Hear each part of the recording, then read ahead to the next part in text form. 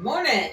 It is 6:10 in the a.m. on the east coast of Virginia, um, on the 16th of May. Yes, woot. And hi, I'm Beth, and this is my box. I'm at work. It's Friday, which is my Thursday, and like all good, or at least semi-decent YouTube people, I went back and I rewatched what I put down yesterday or put out yesterday, and I realized that what I said about Abraham was not very, but a little bit confusing because I was making Ham represent the Hebrew suffix of heme. So what I did was I brought my little whiteboard. Haven't been a long time since I broke this thing out. So anyway, if you look at it, you have Abraham, the regular word of Abraham there, but it used to start with an I, and then it was more of a heme at the end. And the heme is the Jewish suffix for group. So then I got to thinking about it last night, and it is the way that I thought about it was the people are the heart of Ra. That's what he was saying, is that, or that's what they were trying to say in one format or another. The people believed in Ra, and Ra believed in the people. You see what I'm saying? Because their hearts were shared. The heart of God is shared with God's people, the people who follow Abraham. So yay! So everybody who enjoys celebrating their religion that has Abraham as its founder, which pretty much, unless you go to the Eastern philosophies and Buddha and all of that, the Muslims and the Hebrews and the Christians all understand that Abraham was the one who founded or started this whole religious theology.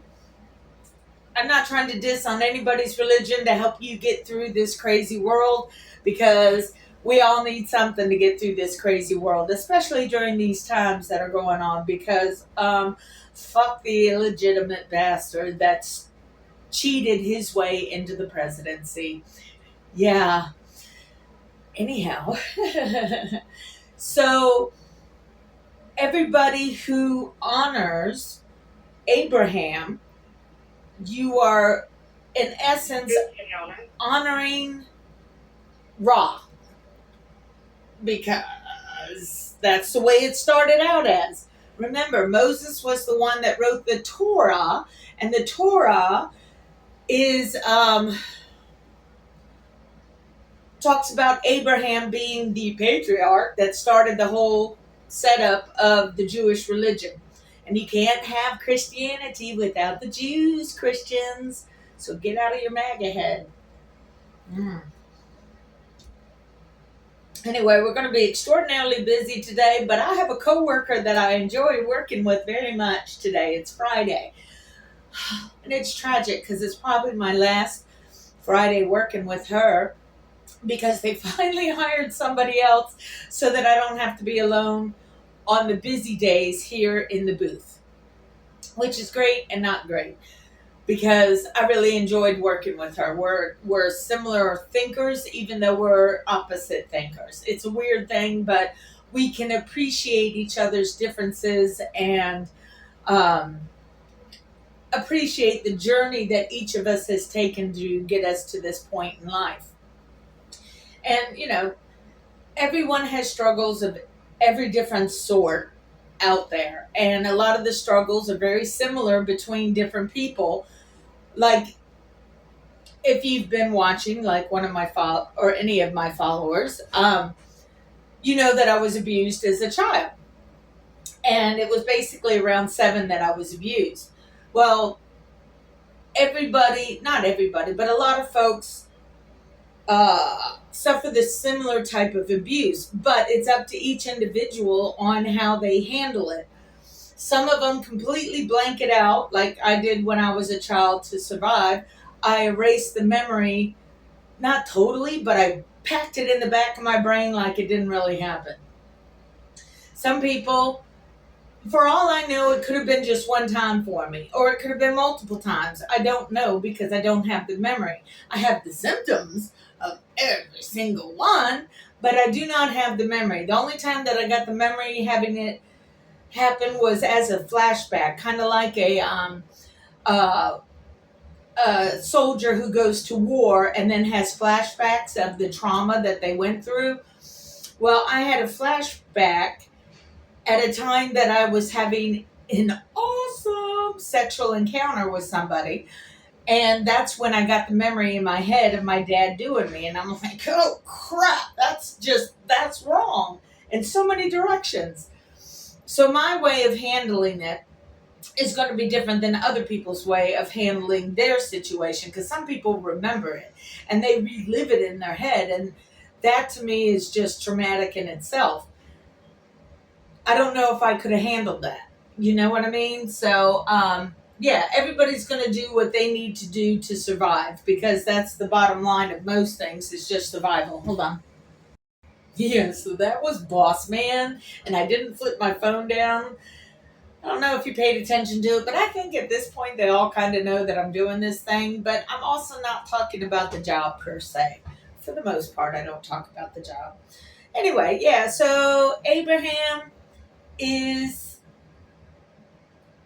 the heart of God's people. The God's heart people.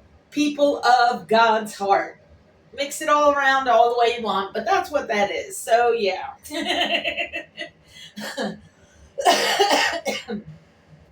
Again, Moses got taught by the Pharaoh, so he learned all of the beauty of the Egyptian religion, and he taught it to his people. And one of the things that is fascinating to me, and I see it as a clue, Queen TTI and the Pharaoh at the time, Senantenre,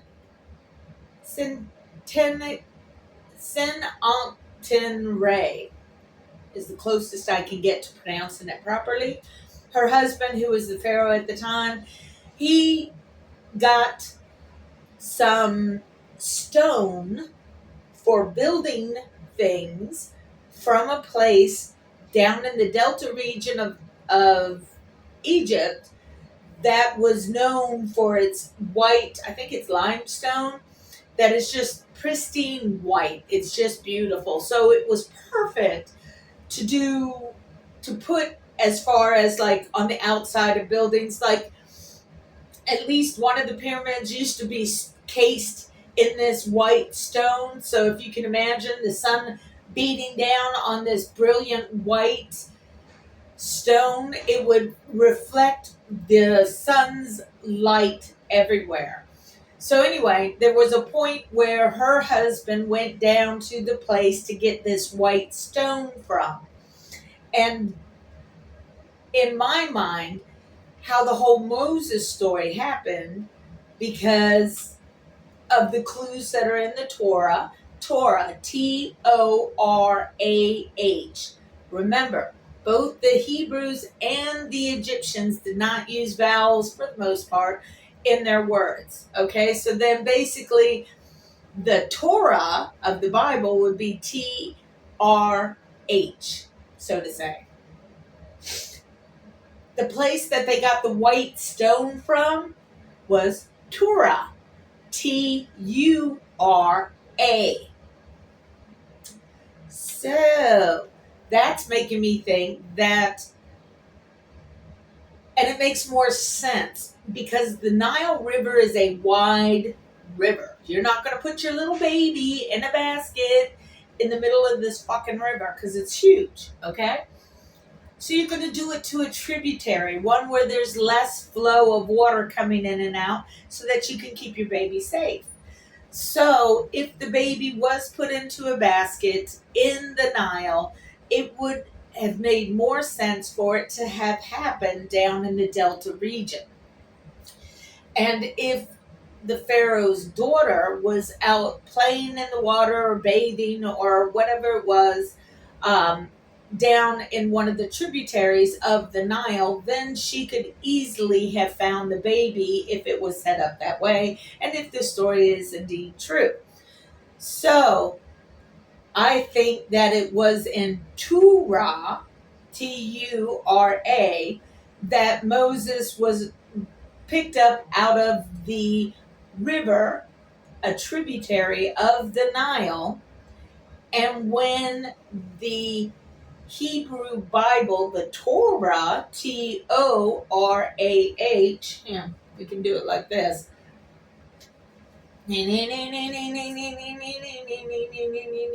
Okay. So, Torah and Tura. There you go. You see the difference between the two? It's not really that far. And if you think back to those times, not everybody knew how to read and or write. Okay? So I call it bearing aids. If you go to a bar and you're having a beer or whatever alcoholic beverage, and some random person sits next to you and they're ordering a beer or whatever, they may not speak the same language as you, but after a while and a couple of brews, you can have a communication with each other if you choose to, in a free-flowing, non-judgmental type of way. You can do it with your arms, your hands, your facial expressions, your laugh, your not laugh, all of that. Well, the people back in the day, like I said, most of them didn't read or write. And the Hebrew religion was an oral religion. So in the beginning, it was just spoken to each of the other people of Moses's tribe, if you will. So if you have the Torah and you know that the vowels are gone, oops, I didn't mean to erase the T. That's pretty much the same, wouldn't you say? Yeah, customer. Okay, yeah, so we're going to be extraordinarily busy today. It's graduation season, so everybody wants to rent a car to go to the graduation, which, okay, cool. Family's family doing family thing. So, anyway, if you look at this, you see it's pretty much the same thing, except for I lost most of the T on the other one. So, we'll just. Okay, there you go. See? It's mostly the same thing, and if you think of the H as not really being there because it's more of an oh sound, then it is the same. So when you're doing you're speaking to someone, if I said, and you've never heard these words before, if I said Tura or Torah, you're going to instantly think they sound very, very similar and maybe the same thing. So I think if this story of Moses is for real, it happened or he got picked up out of the waters at Tura when the Pharaoh was down in the delta trying to get some white stone for his artwork, as it were. So that's my thoughts and philosophies on that. That again is just the beginning. We're going to get really busy, so I need to prepare by doing some things here at work. But I hope everybody has a great day. You take care of yourselves because that's all we got. And remember, I don't want to go there because I'm ending this on a happy note instead of the dumbass note. Anyway, take care of yourselves. That's all we got. And have peace out for now. Okay? Bye, y'all.